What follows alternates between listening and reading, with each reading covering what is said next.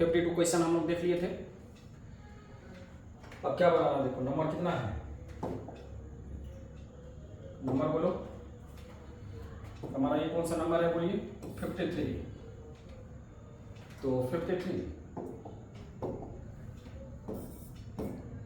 अब हमारा नंबर है 53।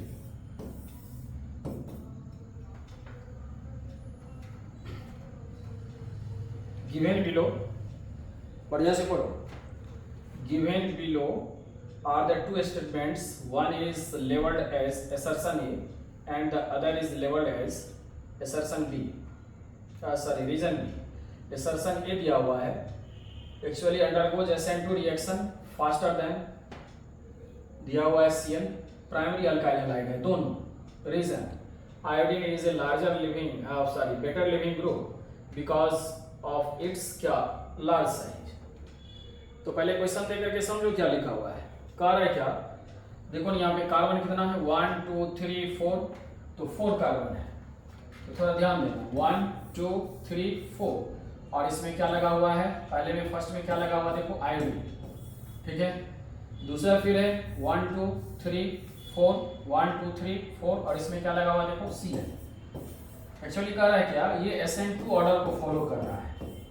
तो क्या पढ़ाए थे, याद है, कुछ याद आया, SN2 का ऑर्डर पढ़ाए थे, क्या होता था, फर्स्ट डिग्री अल्काइल हैलाइड, इसके बाद क्या होता था बोलो 2 degree alkyl halide, 2 degree alkyl halide, उसके बाद क्या होता था 3 डिग्री अल्काइल हैलाइड होता था ना, याद आया, 3 डिग्री अल्काइल हैलाइड, ये ऑर्डर था किसका, SN2 का। SN1 का क्या होता था, जस्ट इसे रिवर्स करते थे। तो इतना तो कंफर्म है, जो ये दोनों जो देख रहे हैं ये भी प्राइमरी है। आप देखिए ये क्या है, अल्फा, इसको हम लोग क्या बोलते हैं बोलो, अल्फा कार्बन एटम, ये भी क्या है, अल्फा कार्बन एटम। तो दोनों से हमारा जो ये कार्बन जुटा हुआ है, इस ये जो कार्बन इससे कनेक्ट है, कितना कार्बन है, 1 कार्बन, एक अल्काइल ग्रुप जुटा हुआ, इसमें भी एक अल्काइल ग्रुप जुटा हुआ, तो प्राइमरी है दोनों। अब सवाल ये है, जो दोनों प्राइमरी अल्काइल हैलाइड है, तो हम लोग कैसे बोले SN2 किसमें आपको फास्टर होगा। क्वेश्चन वही कर रहा था, given below are the two statements, one is labelled as assertion A and the other is labelled as क्या, रीजन B। तो एक assertion है, दूसरा क्या रीजन है। आप देख लीजिए, ये भी आपको प्राइमरी, ये भी प्राइमरी, SN2 ऑर्डर पूछा जा रहा है, SN2 ऑर्डर इसका क्या होगा। दूसरा रीजन दिया, iodine is the better leaving group because of its larger size. कह रहा है क्या, इसका साइज बड़ा होने के कारण ये बेस्ट लिविंग ग्रुप होता है, बेटर लिविंग ग्रुप होता है, और ये सच्चाई भी है, तुम्हारे कॉपी में होगा, लिखाए थे, याद करो। आई क्या है, ये डायरेक्ट आपको एनसीईआरटी का क्वेश्चन है ना। एनसीईआरटी आप जो बनवाए थे आपको हेलोल्केन्स हेलोडेंस में आप पढ़े होंगे, तो उसमें देखे होंगे सेम क्वेश्चन है। तो निश्चित रूप से हमारा आई क्या है, यहाँ पे बेटर लिविंग ग्रुप है, और बेटर लिविंग ग्रुप होने के कारण दोनों अल्काइल हैलाइड है, फिर भी हमारा ये फास्टर होगा, यानी SN2 ऑर्डर फर्स्ट होगा। SN2 इसमें होगा फर्स्ट, आफ्टर दैट इसमें होगा, बेस्ट लिविंग ग्रुप होने के कारण। तो इसका मीनिंग क्या हुआ, assertion आपको सही है और रीजन भी क्या है, सही है, बोथ सही है। तो A is true but R is false, A is false but R is true, both A and R are true and R is correct explanation of A, ये भी सही है। तो कहने का मतलब क्या हुआ, ये 3 नंबर हमारा क्या है, सही है, 1 और 2 क्या है, गलत है, ठीक है।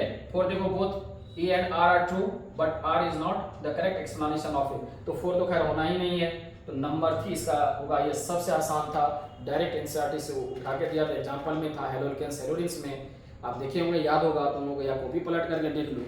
निश्चित रूप से ये SN2 का जो ऑर्डर है हम लोग का जो फॉलो हो रहा है, तो दोनों ये प्राइमरी अल्काइल हैलाइड है, और प्राइमरी अल्काइल हैलाइड है, तो अब किसे चूज करें, तो किसे चूज करेंगे, जो बेस्ट क्या होगा, बेटर क्या होगा, बोलिए लिविंग ग्रुप। तो आयोडीन क्या है, बेटर लिविंग ग्रुप है, बेस्ट लिविंग ग्रुप है, इसीलिए इसमें फास्टर होगा, जस्ट इसके रिस्पेक्ट में। तो चलो ये भी हम लोग का बन गया 53। चलते हैं, नंबर क्या है 54।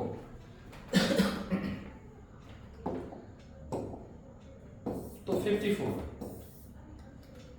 क्या कर रहा है, देखो, consider the following compound KO2, H2O2 and H2SO4, the oxidation state of the underlying element in them are respectively। अब यहाँ सुपर ऑक्साइड दे दिया, KO2 क्या है, सुपर ऑक्साइड। दूसरा क्या लिखा है, H2O2, क्या नाम है इसका, हाइड्रोजन पर ऑक्साइड। और उसके बाद क्या लिखा है, H2SO4, सल्फ्यूरिक एसिड, H2SO4। बिल्कुल पूछा जा रहा है क्या, पूछा जा रहा है क्या एक्चुअली इसका ऑक्सीडेशन नंबर क्या होगा, इसमें ऑक्सीजन का क्या होगा, इसमें पोटेशियम का क्या होगा, कैसे बनाएंगे। ये भी आसानी है, ऑक्सीडेशन नंबर निकालना बहुत आसान होता है। तो यहाँ पे तुम देखो क्या, जो H2O2 था हमारा, एक सुपर ऑक्साइड में क्या बताए थे, जो O2 है, जो हमारा ये O2 है, तो O के साथ देखो इस तरह से O2 माइनस चार्ज होता है, और पोटेशियम पे क्या होगा, एक माइनस है, इस पे +1 होगा। यदि मैं इसका बात करूं तो ऐसा होता है HO, यहाँ पे O और H, ये +1 है तो ये क्या -1, ये -1, ये क्या +1। पेरोक्साइड लिंकेज के बारे में बोले थे -1 होता है, इसका पोटेशियम का क्या हो गया +1, इसका ऑक्सीजन का क्या हो गया -1। और H2SO4 में हम क्या करेंगे, जैसे ये H2SO4 में फिर से लिख दिया H2SO4, इसे X मान लेते हैं। तो X मानते हैं तो X से हम लोग इसे निकाल सकते हैं, तो क्या वैल्यू हुआ 2 + x और -a इक्वल टू क्या 0। तो x इक्वल टू कितना हो गया बोलो +6, ये +6 हो गया, ये -1 हो गया, और पोटेशियम का क्या हो गया बोलो +1।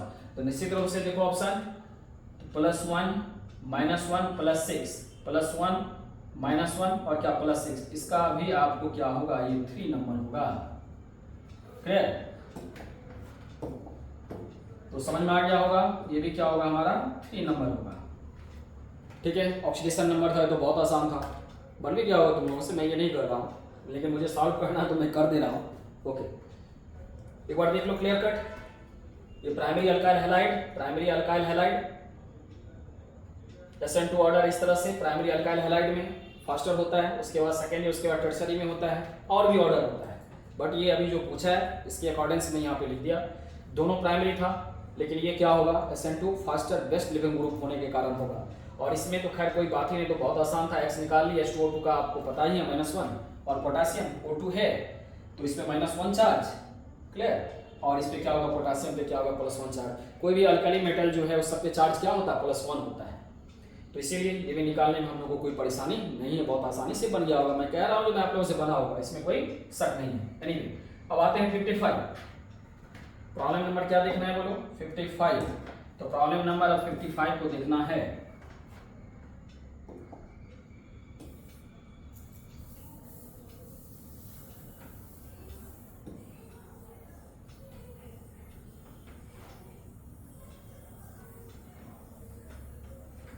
और क्या लिखा हुआ 55, प्रॉब्लम नंबर हमारा क्या है 55, क्या लिखा हुआ है, हेबर प्रोसेस। एक्चुअली देखो कुछ प्रोसेस का नाम दिया है, लिस्ट 1 है, लिस्ट 2 है, इसमें आपको मैच करना है।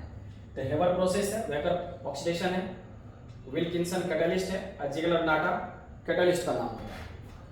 तो ये थोड़ा सा जैसा ये तो डी नंबर है, और क्या आपको हेबर प्रोसेस और विल्किंसन कैटलिस्ट भी पढ़ाए ही थे। सिर्फ वेकर ऑक्सीडेशन जो है ना, वो एक्चुअली तुम्हारे सिलेबस में नहीं है, इसलिए वो कभी पढ़ाए नहीं। थोड़ा सा मैं ये बात बोलता हूँ, लेकिन ये भी कोई आसान ऐसा नहीं था जो बहुत हार्ड है, आसान ही है। कभी ऐसा मौका लगेगा तो इसका पूरा बताएंगे मैकेनिज्म। तो यहाँ तो ये ऐसे क्वेश्चन बहुत ईजी है। हेबर प्रोसेस, अमोनिया का फॉर्मेशन होता है, इसमें कौन सा कैटलिस्ट यूज होता है, Fe। तो तुम ध्यान से देखो, ये जो तुम्हारा है जो हेबर प्रोसेस है, इसके लिए हमारा ये क्या आ जाएगा फर्स्ट। ये जो फर्स्ट हमारा दिया हुआ है, ये फर्स्ट नंबर यानी फर्स्ट जो दिया हुआ है, देख लो यहाँ पे Fe कैटलिस्ट। तो इसको हम लोग ए से मैच करते हैं, तो ए फर्स्ट हो गया, ये देखो फर्स्ट नंबर में। बी का बात करते हैं वेकर ऑक्सीडेशन।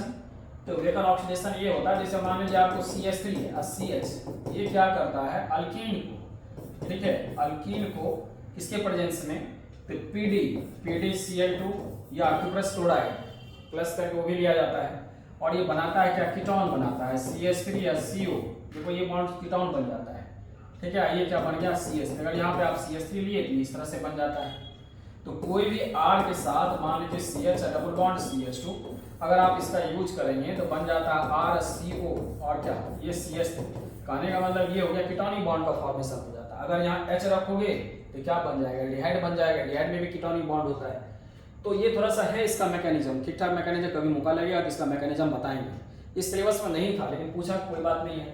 तो इसका जो बी नंबर है, ये जो बी नंबर है, ये डायरेक्ट हमारा क्या हो जाता है, जो उसका 2 नंबर है उससे मैच करते हैं हम लोग। देखो यहाँ उसके विल्किंसन कैटालिस्ट, ये जो कैटालिस्ट है ना, tris tetraphenyl phosphine rhodium chloride, actually ये हाइड्रोजनेशन का काम करता है, लेकिन और अल्काइन को चेंज करता है किसमें, उसे इसका हाइड्रोजनेशन करता है, उसमें हाइड्रोजन को जोड़ता है। आया बात समझ में? तो ये था, हम एक जगह कैटालिस्ट का यूज किए हुए थे, कॉपी में देखोगे तो कैटालिस्ट का यूज हम किए हुए थे, ये भी मिल जाए। जिगलर-नाटा कैटालिस्ट तो पॉलीमर में था, ये तो बहुत ही आसान था। आपको नंबर डी का यदि मैं बात करूं तो इसमें तो सेम लग रहा है, तो फिर अगर सी का बात करूं तो सी का कौन सा आंसर हो गया, बोलिए? फिर यही हो गया, वही हो गया। और यदि मैं बात करूं डी का, देखो ना ये बी और क्या ए, यदि मैं डी का बात करूं तो जिगलर-नाटा कैटालिस्ट ये क्या करता है, जो इथीन होता है, जैसे मान लो CH2 डबल बॉन्ड CH2, इसको चेंज कर देता है आपको जिगलर-नाटा कैटालिस्ट के प्रेजेंस में। ये होता है क्या, TiCl4 और क्या होता है इसके साथ, एल्युमिनियम CH3 का हॉल 3, ठीक है। तो हाई टेम्परेचर और हाई प्रेशर इसके प्रेजेंस में ये चेंज हो जाता है, और चेंज होकर के बनाता है क्या, इथीन। ये है क्या, इथीन। इथीन से क्या बनाता है, पॉलीमर पॉलीइथीन। कैसे बनेगा, तो CH2 सिंगल बॉन्ड, देखो यहाँ पे CH, इस तरह से हम लोग बॉन्ड, इस तरह से बॉन्ड ऐसे कट करके यहाँ क्या लिखेंगे, N, इसका नाम क्या हुआ, पॉलीथीन। ये पॉलीथीन का फॉर्मेशन करता है।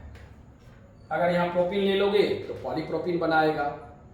तो ये हमारा जो कैटालिस्ट है, जिगलर-नाटा कैटालिस्ट, ये भी हमारा क्या आंसर हो जाएगा, 4। तो 1A 2B, देखो यहाँ पे B का क्या 2, C का 3 और D का क्या 4। यानी कहने का मीनिंग ये हो गया, तो फर्स्ट ही जो ऑप्शन आपको दिया हुआ है, फर्स्ट ऑप्शन, वही हमारा हो जाएगा। इसमें हो सकता है कुछ बच्चे इसमें गलती कर सकते हैं, क्योंकि ये विल्किंसन कैटालिस्ट और फिर जिगलर-नाटा तो आता है हमेशा, और वेकर ऑक्सीडेशन आपको नहीं के बराबर आपको बच्चे को लिखाया जाता है।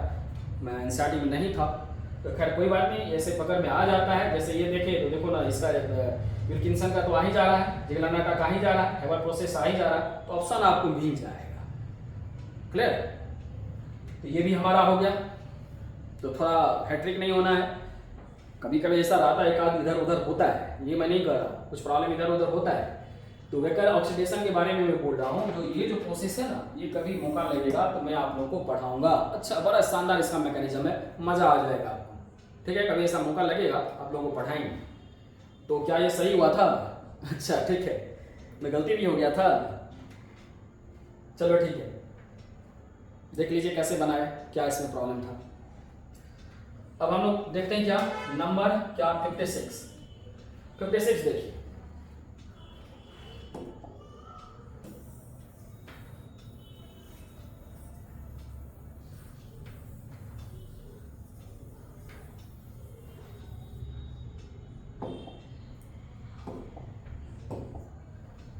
अब हम लोग देखने जा रहे हैं 56। पढ़ो एक बार statement, like nitrogen that can form ammonia arsenic can form arsine. तो पहले तो ये तुमको ध्यान रखना पड़ेगा, ये नाइट्रोजन फैमिली का है, nitrogen, phosphorus, arsenic, antimony, bismuth. Nitrogen से क्या बन रहा है, देखो NH3, फास्फोरस से क्या बनेगा, PH3, और आर्सेनिक से क्या बनेगा, H3, ठीक है। एंटीमनी से भी बनेगा। तो क्वेश्चन में कह रहा है क्या, जो नाइट्रोजन फॉर्म कर रहा है आपको क्या, can form ammonia, arsenic can form arsine. तो ये तो हमारा बन ही रहा है, ठीक है। तो ये स्टेटमेंट तो हमारा सही है। जो स्टेटमेंट सेकेंड लिखा है, एंटीमनी कांट फॉर्म एंटीमोनाइल पेंटाऑक्साइड, यानी पेंटोऑक्साइड, पेंटाऑक्साइड का फॉर्मेशन करता है कि नहीं करता है। तो जो हमारा ये Sb है एंटीमनी, तो एंटीमनी के बारे में जानिए आप। जैसे Sb है, Sb2O5 का फॉर्मेशन करता है, और ये कह रहा क्या, जो स्टेटमेंट सेकेंड है, कांट फॉर्म, लिखा क्या है, कांट फॉर्म, यानी नहीं बना है। तो पहला तो मुझे लगता है ये स्टेटमेंट सही था, ये फॉर्मेशन होता ही है। और दूसरा स्टेटमेंट में क्या है, कांट फॉर्म, तो निश्चित रूप से पेंटाऑक्साइड का फॉर्मेशन ये करता है एंटीमनी। अगर इसका स्ट्रक्चर देखोगे तो Sb देखो इस तरह से स्ट्रक्चर बनाता है, एक ऑक्सीजन यहाँ जुड़ता है, फिर Sb इस तरह से। अगर इसका लॉन्ग पेयर का बात करो तो एक कोऑर्डिनेट बॉन्ड बनेगा, एक तो ऑक्सीजन इस तरह से जुड़ जाएगा और एक आपको कोऑर्डिनेट बॉन्ड इस तरह से जुड़ जाएगा। इसका भी एक लॉन्ग पेयर इस तरह से जुड़ जाएगा, एक कोऑर्डिनेट बॉन्ड यहाँ बनाएगा। क्लियर? तो 2 3 4 5 ये साइक्लिक स्ट्रक्चर भी बनाता है, यानी कहने का मतलब ये हुआ इसका डायमर भी बनता है। जैसे मान लीजिए Sb2O5 का डायमर बनाए तो हॉल 2 करेंगे, हॉल 2 करने से क्या बनेगा, Sb4 और क्या O10 बनेगा। डायमर ये बनाता है, देखिए इस तरह से डायमर बनाया, साइक्लिक स्ट्रक्चर इसका बन सकता है। तो कैसे बनेगा, अगर इसका स्ट्रक्चर देखोगे, ये याद होगा बनाए हुए थे, तो कैसे होगा, तो देखो यहाँ पे Sb क्या Sb और यहाँ भी क्या Sb और यहाँ भी क्या Sb, कुछ इस तरह से जोड़ सकते हो, ठीक है। और यहाँ से ऑक्सीजन हम जोड़ दिए इसको, इस ऑक्सीजन को यहाँ से जोड़ दिए इस ऑक्सीजन को, यहाँ बीच में भी एक ऑक्सीजन होगा, यहाँ भी एक ऑक्सीजन होगा, और सब में एक कोऑर्डिनेट बॉन्ड होगा इस तरह से, यहाँ भी एक कोऑर्डिनेट बॉन्ड होगा, यहाँ भी एक कोऑर्डिनेट बॉन्ड होगा, और यहाँ भी एक कोऑर्डिनेट बॉन्ड होगा। इस तरह से साइक्लिक स्ट्रक्चर बनाता है। और ये Sb जो मिडिल वाला है, थोड़ा ध्यान से देखो, ये जो मिडिल वाला है, ये Sb फिर आपको क्या होगा, यहाँ से ऑक्सीजन से इसके साथ जुड़ जाएगा, और ये वाला Sb फिर ये ऑक्सीजन के साथ आपको इसके साथ ऐसा जुड़ जाएगा। तो पता नहीं चल रहा है, बोलो, या फिर से स्ट्रक्चर ड्रॉ कर दो। अच्छा ठीक है, फिर से मैं कर देता हूँ, ये तो समझ में आ गया हमारा। तो फर्स्ट ये जो देख रहे हो, nitrogen that can form ammonia, arsenic can form arsine, तो ये तो हमारा सही है, इसमें तो प्रॉब्लम नहीं है, और ये भी सही है। तो निश्चित रूप से इसका आंसर क्या होगा, दोनों सही है। First is correct but second incorrect, ये नहीं होगा। फर्स्ट इनकरेक्ट, सेकंड क्या है correct, both statement first and second are correct, यहीं पे तो आ गया। ये इसका तीसरा क्या होगा, इसका आंसर होगा number 3, both statement are incorrect, ये तो होगा ही नहीं नंबर 3। तो क्लियर? फिर से स्ट्रक्चर सोच रहे हो क्या, बोलो, तो मैं फिर से इसे बना लूंगा। Yes sir. ओके,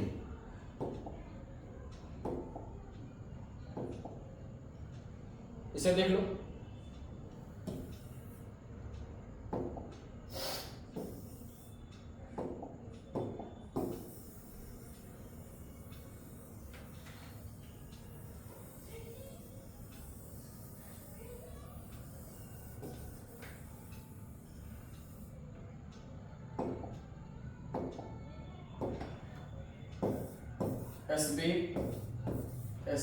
SB और यहाँ भी क्या SB, देखो इस तरह से ऑक्सीजन ऑक्सीजन, ये ऑक्सीजन, यहाँ ऑक्सीजन, यहाँ ऑक्सीजन, 4 SB है, देखो कुछ इस तरह से। ये वाला जैसे भी है बीच वाला एंटीमनी, ये इस तरह से बॉन्ड का फॉर्मेशन ऑक्सीजन के साथ करेगा, और ये भी आपको क्या है इस तरह से ऑक्सीजन के साथ यहाँ जुड़ जाएगा। अब ये सब डबल बॉन्ड या इसी को हम लोग कोऑर्डिनेट बॉन्ड भी कहते हैं, ऐसे भी लिख सकते हो, कोऑर्डिनेट बॉन्ड भी जो इससे पहले लिखे, ये भी लिख सकते हो, ये भी लिख सकते हो, इस तरह से कोऑर्डिनेट बॉन्ड का फॉर्मेशन करता है, ठीक है। ये भी आपको क्या कोऑर्डिनेट बॉन्ड का फॉर्मेशन करता है। तो आप देखिए क्या एक्चुअली जितना भी ये Sb का बात करते हैं, तो 1 2 3 4 और ये देखो 10 होगा, 1 2 3 4 5 6 7 8 9, हमारा 4 है तो 4, ठीक है, और ये 4 4 8 2 कितना हो गया 10, तो टोटल हमारा कितना हो गया 10 हो गया, ठीक है। इस तरह से ये बॉन्ड का फॉर्मेशन करता है। ये हमारा कोऑर्डिनेट, ये जो देख रहे हो इसे कोऑर्डिनेट बॉन्ड भी कह सकते हो, और डबल बॉन्ड से कोऑर्डिनेट बॉन्ड को हम लोग रिप्रेजेंट करते हैं। तो कुछ इस तरह से ये बनाता है, इसीलिए हमारा क्या दोनों स्टेटमेंट सही है। अब तो क्लियर हो गया, ओके। आते हैं 57 पे। तो जैसे हम लोग 57 देखेंगे तो तब तक पढ़ो क्या लिखा हुआ है, ये भी बना था कि नहीं बना था, बोलो 57 क्या लिख रहा है। 57 given below are two statements, ferromagnetic considered as an, ठीक है, एक्सट्रीम फॉर्म ऑफ पैरामैग्नेटिक। तो फेरोमैग्नेटिक सब्सटेंस क्या होता है, पहले ये सोचना होगा तुमको।